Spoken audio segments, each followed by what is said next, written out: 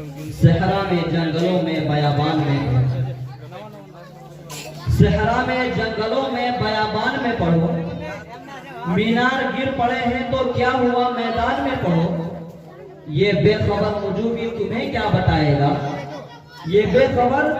نجومی تمہیں کیا بتائے گا، کل کیا ہونے والا ہے قرآن میں پڑھو۔ حضرات آئیے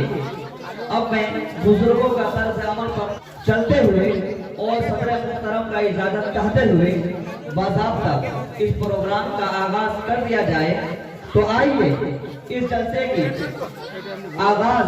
اس تلاوت کلام اللہ سے کیا جائے جس کی ایک ایک حرف میں وہ صداقت و حقانیت ہے جس کا دوسرے کلام میں ناپید ہے، جس کے بارے میں شاعر کہتا ہے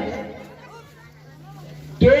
وہ معزز تھے زمانے میں مسلمان ہو کر، وہ معزز تھے زمانے میں مسلمان ہو کر،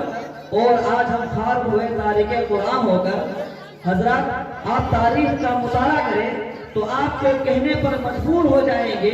کہ اگر ابو بکر کو صدیق بنایا تو قرآن کی برکت نے، عمر کو فاروق بنایا تو قرآن کی برکت نے، عثمان کو ذوالنورین بنایا تو قرآن کی برکت نے، حضرت علی کو سخی کا پیمانہ دیا تو وہ بھی قرآن کی برکت نے۔ تو لہٰذا میں بھی چاہتا ہوں کہ آج کا اس پروگرام کا آغاز باضابطہ قرآن کریم سے کیا جائے۔ تو میں تلاوت کلام اللہ کے لیے ایک ایسے قاری کو دعوت اسٹیج دینا چاہتا ہوں جن کا اکثر گوشہ تلاوت کلام اللہ پر ہی گزرا ہے۔ میرا اشارہ کلام جناب حافظ و قاری عبدالرحیم صاحب، میں ان سے گزارش کروں گا کہ وہ تشریف لائے